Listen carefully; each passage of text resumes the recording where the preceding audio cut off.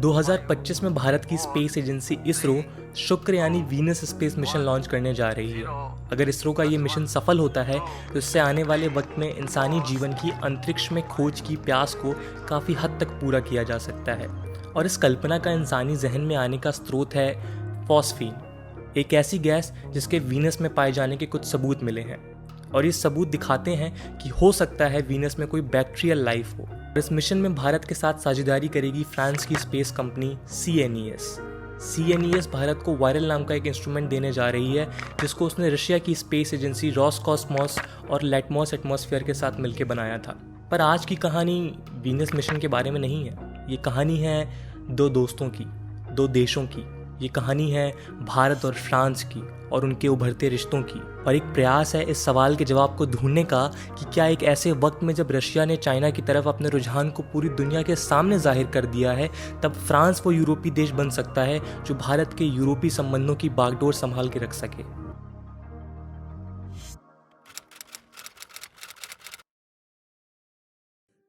Europe के पश्चिमी भाग में स्थित इस देश की ज्योग्राफी थोड़ी निराली है। जिस फ्रांस को आप जानते हैं वो फ्रांस का सिर्फ एक हिस्सा है जिसको मेट्रोपॉलिटन फ्रांस कहा जाता है, और यूरोप में स्थित इस फ्रांस के अलावा फ्रांस की और भी छोटी बड़ी कॉलोनीज़ हैं जो पूरी दुनिया में फैली हुई हैं, जिसे ओवरसीज़ फ्रांस के नाम से जाना जाता है। ये आइलैंड जो फ्रेंच कॉलोनीज़ हैं, इनको देख के आप इस बात का अंदाज़ा लगा सकते हैं कि फ्रेंच नेवी की रीच पूरी दुनिया में कितनी ज़्यादा है। और एक ऐसे वक्त में जब साउथ चाइना सी को लेके चाइना इतना सेंसिटिव है, तब फ्रांस की ये कॉलोनीज़ कितना बड़ा रोल प्ले कर सकती हैं। भारत से कुछ 7300 किलोमीटर दूर और GDP लगभग भारत के बराबर, फ्रांस यूरोप में भारत का एक काफ़ी अच्छा दोस्त माना जाता है, और इसके लिए दोनों देशों ने अपनी तरफ से कई दशकों तक प्रयास किए हैं। फ्रांस ने कई बार दुनिया के खिलाफ जाके भारत का समर्थन किया है, चाहे वो कश्मीर का मुद्दा हो या पोखरण परमाणु परीक्षण के बाद भारत के साथ खड़े रहना।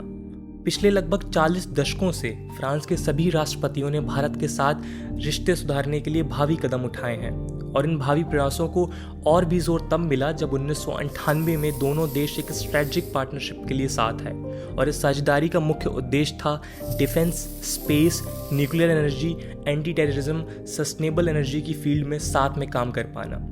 1993 से ही भारत और फ्रांस एक अम्ब्रेला एग्रीमेंट के तहत सफलतापूर्वक काम कर रहे हैं। इसी एग्रीमेंट के अंतर्गत मेगाट्रॉपिकस और सरल जैसे मिशंस को पूरा किया गया। मेगाट्रॉपिकस एक joint Indo French satellite mission है जिसका मुख्य उद्देश्य ट्रॉपिकल रीजन्स के एटमॉस्फेयर को अफेक्ट करने वाले सिस्टम को स्टडी करना है। वहीं सरल एक ऐसा मिशन है जिसमें ऑर्गोज और एल्टिका जैसी सैटेलाइट्स का प्रयोग हुआ, और इसका मुख्य उद्देश्य ओशियन की साइंटिफिक स्टडी करना था। 1970 में फ्रांस ने इसरो को श्रीहरिकोटा में अपनी लॉन्च साइट स्थापित करने में मदद की। साथ ही साथ वाइकिंग और सेंटोर जैसी रॉकेट टेक्नोलॉजी भी भारत के साथ साझा की। इसरो ने भी फ्रांस की स्पॉट सैटेलाइट्स स्पॉट 6 और स्पॉट 7 को अपनी PSLV से लॉन्च किया था। फ्रांस ने हमेशा इसरो और CNS के कॉपरेशन को सम्मानित किया है। अप्रैल 2015 में जब PM मोदी फ्रांस पहुंचे तो इसरो और CNES की 50 साल के कॉपरेशन के पूरे होने के मौके पे 2 स्टैम्प्स रिलीज किए गए, जिसमें से एक रिप्रेजेंट कर रहा था मेगाट्रॉपिकस को और दूसरा सरल को। 2019 में farmer ISRO chairman AS Kiran Kumar को फ्रांस के हाईएस्ट सिविलियन अवार्ड से नवाजा गया, उनके इंडिया फ्रांस स्पेस कॉपरेशन में योगदान के लिए। इस कॉपरेशन के और भी भावी मिशंस हैं जो फ्यूचर के लिए प्लान्ड हैं। फ्रांस की टेक्नोलॉजी और भारत के स्रोत ऐसे ही काम करते रहे तो शायद वो दिन दूर नहीं जब किसी और देश से पहले हम इस धरती के बाहर जीवन को खोज पाएंगे। 60 के दशक से ही भारतीय वायुसेना में फ्रांस की कंपनीज के द्वारा बनाए गए काफ़ी सारे हेलीकॉप्टर्स और एयरक्राफ्ट मौजूद थे और हैं, जैसे कि डसॉल्ट ऑर्गन जो कि अब रिटायर हो चुका है, डसॉल्ट मिराज 2000 जो कि बालाकोट स्ट्राइक में यूज़ हुआ, चेतक हेलीकॉप्टर्स, सेपेकेट जैगुआर जो कि एक एंग्लो फ्रेंच जेट एयरक्राफ्ट है जिसका प्रयोग भारत द्वारा 1987 से 1990 के बीच श्रीलंका में इंडिया पीस कीपिंग फोर्स और 1999 में कारगिल युद्ध के दौरान हुआ। एयरक्राफ्ट के अलावा मिलान नाम की light anti tank infantry missile जो कि एक एंटी टैंक गाइडेड मिसाइल है, भारी संख्या में इंडिया के द्वारा खरीदी गई। और हाल ही में डसॉल्ट के द्वारा बनाए गए रफेल भी भारत पहुंचे, जिस पे काफ़ी राजनीति हुई, काफ़ी एलिगेशंस लगे सरकार पे, पर रफेल के आने के बाद भारतीय वायुसेना को मजबूती मिली है, इस बात को कोई नहीं नकार सकता।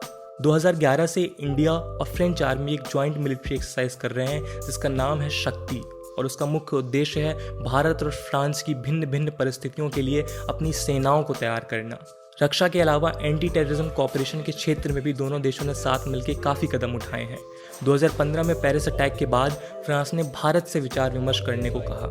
फाइनेंशियल एक्शन टास्क फोर्स की एक मीटिंग के दौरान भी फ्रांस ने पाकिस्तान की आतंकवादी गतिविधियों की वजह से उस पर सैंक्शन लगाने की मांग की। यूएन में भारत और फ्रांस ने CCIT comprehensive convention on international terrorism को लाने के लिए साथ काम करने की रजामंदी भी दी।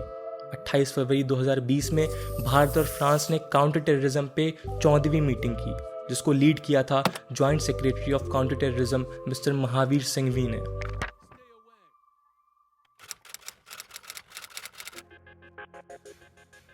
डिप्लोमेटिकली फ्रांस ने भारत को कई मामलों में अभूतपूर्व समर्थन दिया है। 1980 में जब अमेरिका ने तारापुर पावर स्टेशन के लिए न्यूक्लियर ईंधन देने से मना कर दिया, तब फ्रांस वो देश था जिसने अमेरिका की जगह ली। मई 1998 अटल बिहारी वाजपेयी सरकार के नेतृत्व में जब भारत ने पोखरण में परमाणु परीक्षण किया, तब दुनिया का हर देश भारत के खिलाफ था और भारत पे कई अलग अलग सैंक्शंस लगाए गए अमेरिका और जापान जैसे देशों के द्वारा। उस वक्त फ्रांस पहला ऐसा बड़ा देश था जिसने भारत का समर्थन किया और बधाई भी दी।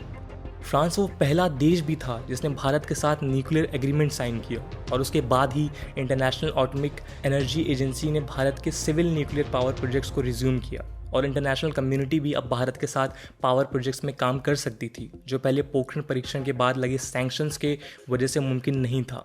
कश्मीर मुद्दे पे भी फ्रांस ने कई बार अपना पक्ष साफ किया है कि ये द्विपक्षीय मामला है और पाकिस्तान को इस मुद्दे का कोई भी हल चाहिए तो सबसे पहले उसे भारत से बात करनी चाहिए। रशिया से अलग फ्रांस में लोगों और नेताओं की सोच चाइना के लिए भी काफ़ी अलग है और बदलते वक्त के साथ फ्रांस की चाइना पॉलिसी में और भी बदलाव देखने को मिल सकते हैं। यूनाइटेड किंगडम के द्वारा चाइनीज़ कंपनी हुआवे को 2027 से अपने 5G नेटवर्क से हटाने के फैसले के बाद फ्रांस ने भी चाइना के खिलाफ कुछ सख्त कदम उठाए और अपने लोकल ऑपरेटर से 2028 तक हुआवे का प्रयोग बंद करने के लिए कहा।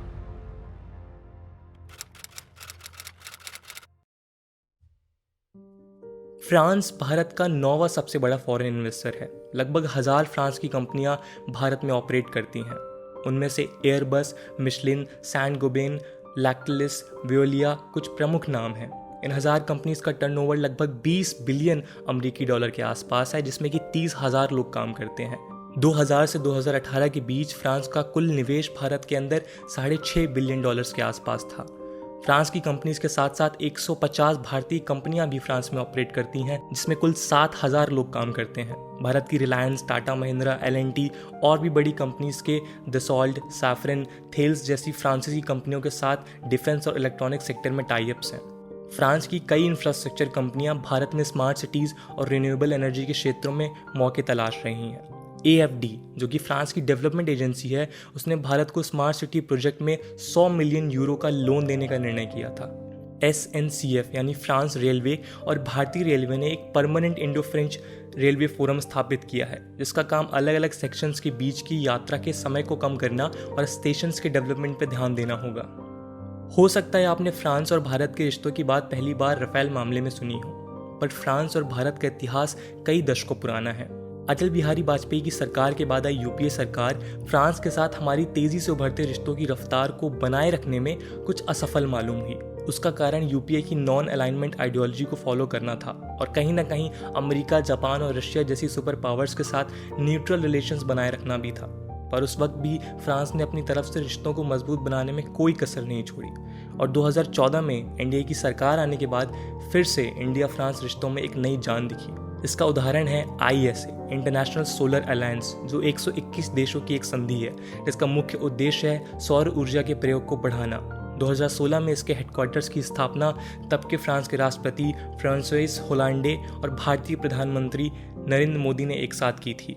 फ्रांस के साथ भारत के इतिहास को देखते हुए ये तो कहा जा सकता है कि फ्रांस और भारत के रिश्ते किसी भी संधि और समझौते से कई ऊपर हैं, पर एशिया में चाइना की शक्ति में आकस्मिक बढ़ोतरी से पावर शिफ्ट हुआ है और अब फ्रांस के साथ रिश्तों को लगातार सुधारने के लिए भारत को भी बराबरी के प्रयास करने होंगे। कैसी लगी आपको डिफेंस डायरेक्ट एजुकेशन की डॉक्यूमेंट्री? कमेंट सेक्शन में ज़रूर बताएं। वीडियो पसंद आया हो तो लाइक करें और फ्रांस इंडिया के रिश्तों की गहराई को अपने दोस्तों के साथ शेयर करें। जय हिंद, जय भारत।